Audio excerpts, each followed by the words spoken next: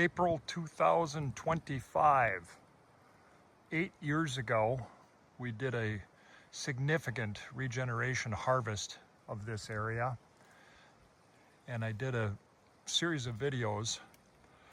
In the interim, I haven't been narrating videos, but I listened to that one this morning, and I think that this one needs to be narrated so that I can explain the response, the results. So this is the upper part between Highway 38 and Wolf Lake. And as you can see, the white pine, which we were releasing by cutting quite a bit of poor quality maple pulpwood and some aspen, and then a lot of balsam that was dying. Anyway, it's been a huge success really all the way around. Up here you can see that there aren't any white birch trees, and that was intentional because of climate change that we were experiencing, that we were anticipating, and it's only gotten worse. We've added a new member to the team, haven't we, Thor? And we still have Ivor the timber dog, turned 10 years old yesterday, in fact. Anyway, these guys are my trusted companions, and boy, are they good woods dogs.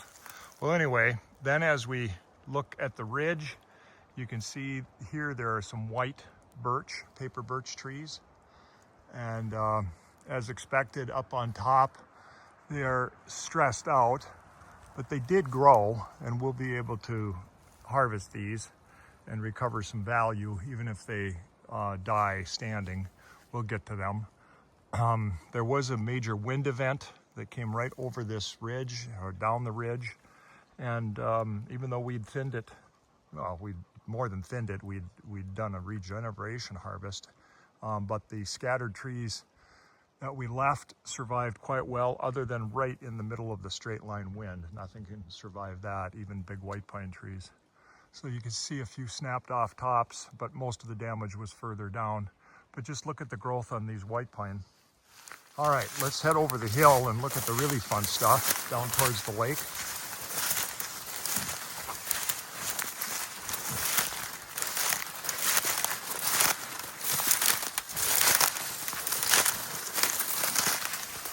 I'm going to pause here because this is a bit of a drop.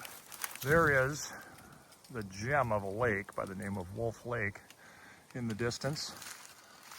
Most of the oak that we left as crop trees to grow bigger and to provide acorns have done exactly what we'd hoped. They've given us the acorns, even though we had a lot of advanced regeneration to begin with. You know, they're not the finest oak that we own, but they are really good. They're growing, and we will keep them here for some time, and some of them forever. The deer have been tough to deal with on this white pine. There's a white pine that was advanced regeneration, meaning it was here at the time that we harvested.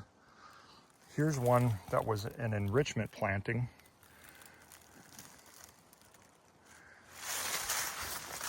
And they've all done quite well. Here's some paper birch, natural regeneration. And now we're on a north-facing slope. So we want the paper birch here. We expect it'll do well. Again, more white pine that's been released and is doing fabulously. We've pruned it.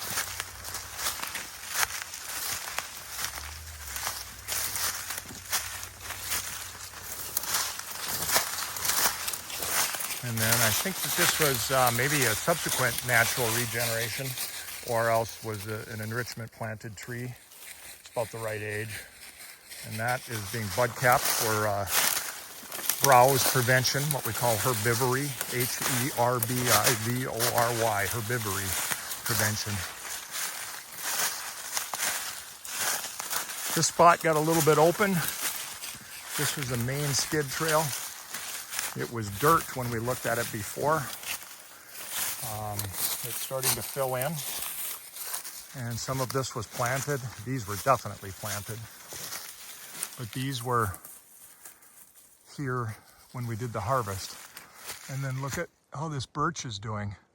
It's under a little bit of stress, but it is growing. And we're just used to playing that game now. We leave some of the dead ones for legacy and for ecological value, but we get enough of them that we don't have to leave them all. And we're really good at rustic birch products, and they stay sound for a period of time. Wow, is it beautiful. Off in the distance is what we call number 3 flats. That's a different story. I've done a number of document videos on that. Anyway, but look at this white pine regeneration, and then look at this oak. We're just thrilled with this oak. Now that's above browse stage. This one is not above browse stage, and look at how that's getting hammered. But we've got so much going on here, don't we, Thor?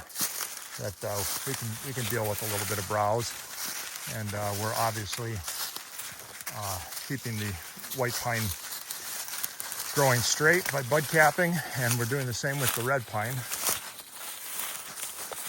Off in the distance, the area to which we're walking here as we talk, that is the stand of red pine that we thinned, red and white, and we aged out the red pine that we had cut, and it was relatively small, but it was incredibly slow growing, and it was about 200 years old.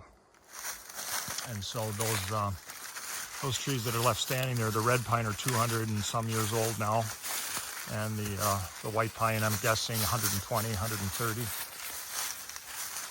There's that stand of about 70-year-old white pine across the back bay of Wolf Lake.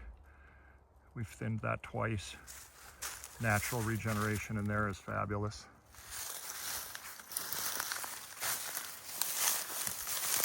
Thor's always in front. He's a golden doodle. He chases birds like crazy. I don't hunt much anymore, but he doesn't care. He just chases the birds. And this guy, he stays close to me. We just like to be by each other all the time. I love it.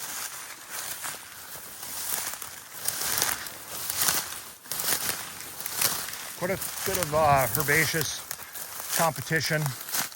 I call it competition. It's natural. A lot of rubus, raspberry, some blueberry in here. But anyway, that doesn't give us any trouble. But the raspberry is a challenge. But this early successional non-timber,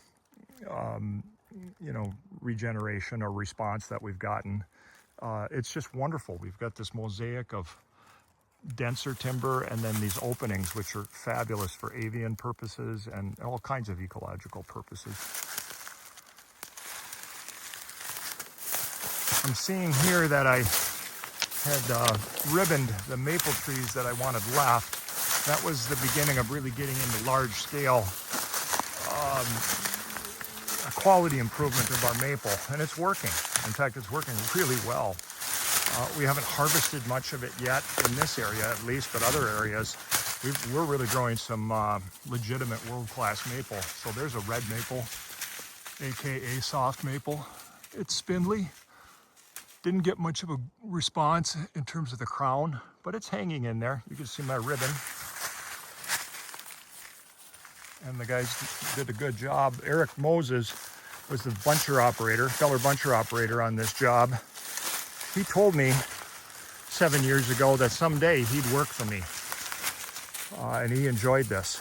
He is now working for us, and he is just absolutely fabulous. And we'll talk more about him on some other videos, but he's running a chainsaw and a cable skidder, and old school, world class, incredible. He's the guy for the job. But anyway, look at this white pine. And then these mature trees that we left, nearly all the quality, which was 90% of what we had to start with. Mature pine we left standing for seed, for aesthetic reasons, for environmental reasons. I should say ecological reasons is a better term for it. And they're just growing like weeds. And we'll cut a few periodically and make some great products like plank flooring, shiplap, wide paneling. So this is that spot. Looks a bit different now.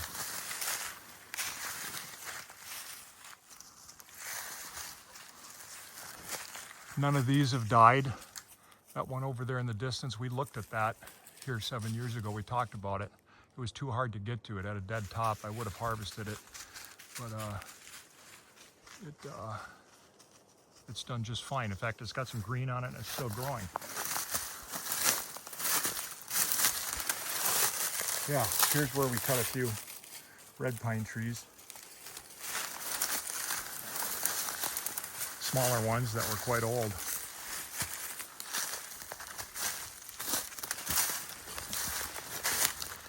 The skid trails got kind of wide, but they did a nice job because Eric did a good job as the buncher operator laying out the skids, because that's part of the fellow buncher operator's job. And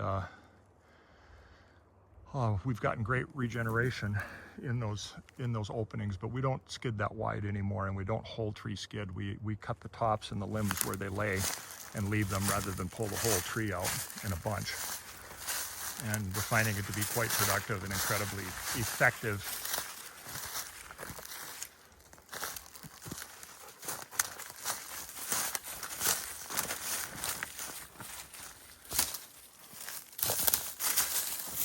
That one didn't get bud capped, but we've survived the winter, and that didn't get browsed. Quick recap on the bud capping. That was last year's bud cap, and then that was last year's growth, and it's about to start growing again here in about a week, first week in May probably. But we bud cap with a piece of paper like that, just staple through the needles. We get 8 pieces out of 8.5 by 11. And we just cut them with scissors or a paper cutter, and it's to protect that bud right there, if you can see that, because if that gets chewed, then another bud has to take over as the leader, as the terminal leader, the vertical growth. And it works, but we kind of prefer to have a nice straight stem, even at the small early age. But they do recover, unless they get completely browsed. If every bud is browsed, then it's pretty rare that a pine is able to epicomically push out a new bud, but they will in some cases if they have to. But we help them so that they don't have to. Usually we cut the balsam and a good share of the spruce like you see there, but we left a veneer of trees along the shoreline for visual purposes, and boy does it look pretty when you're out there on the lake. There are a few fish in that lake, and so we go out there, and looking up into this hillside is wonderful. A lot has happened in the, 8 years? Yeah, 8 years since we were here. A lot has happened in the world, and a lot has happened right here. For today, I'm just focused on right here. Hope you enjoy. We'll probably continue on with narrated forestry videos in hopes that we can share some knowledge, but mostly just share experiences to encourage other family forest landowners to become engaged and informed in their silvicultural activities. All right, Thor, say goodbye. Say goodbye, Ivor. Over and out.